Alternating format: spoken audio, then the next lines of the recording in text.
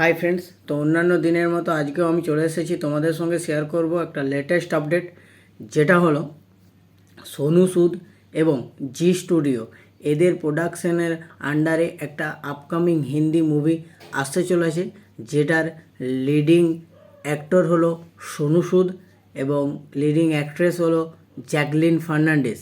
মুভিটার নাম হলো ফাতে, যেটার আজকে টিজার ড্রপ করেছে।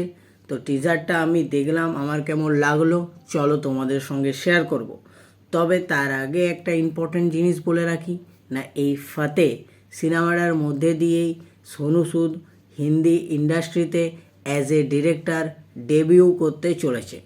তো এরপরে যদি আমি আলোচনা করি আমার টিজারটা কেমন লাগলো, তাহলে এক কথায় বলবো মারাত্মক লেগেছে, মারাত্মক লেভেলে লেগেছে।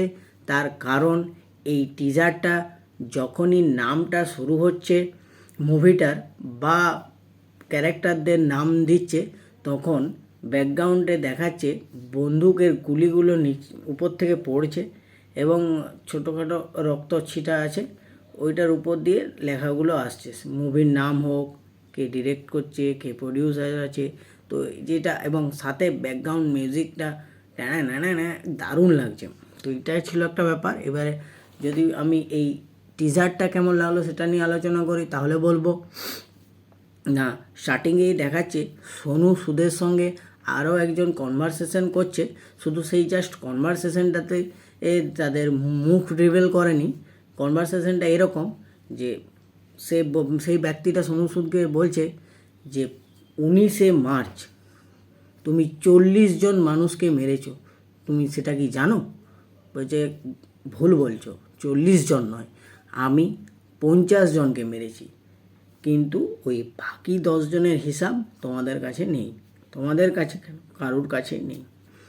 তখন সেই ব্যক্তিটা সোনু সুদকে বলছে, তো এই 50 জনকে মারা নিয়ে তোমার কি মনে হচ্ছে?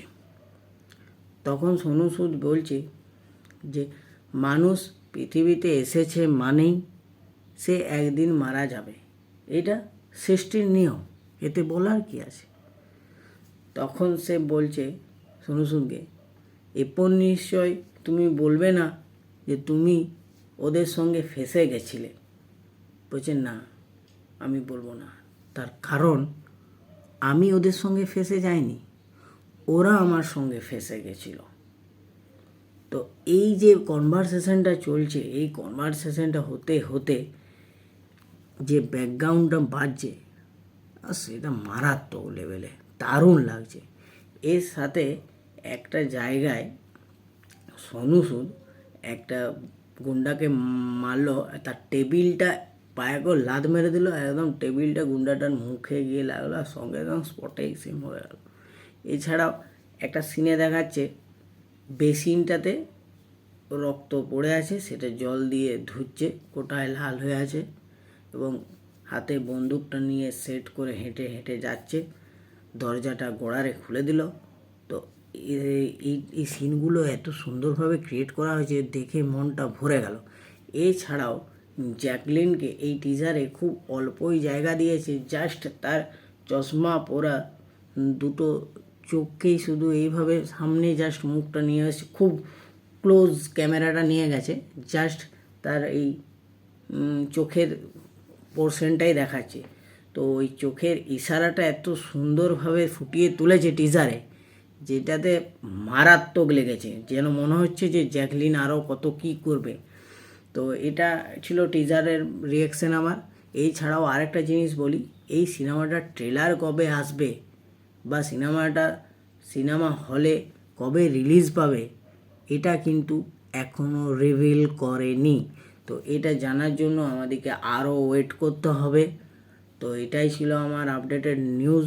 যারা যারা এই ফাতে মুভির টিজারটা এখনও দেখোনি, তারা জি স্টুডিওর ইউটিউব চ্যানেলে গিয়ে দেখো এবং আমার এই ইনফরমেশনটা তোমাদের কেমন লাগলো জানিও। এবং আমার ভিডিওটা যদি তোমাদের ভালো লেগে থাকে, তাহলে অতি অবশ্যই আমার চ্যানেলটা সাবস্ক্রাইব করো বন্ধুরা, সাবস্ক্রাইব করে পাশে থাকো। ভালো থাকো, সুস্থ থাকো।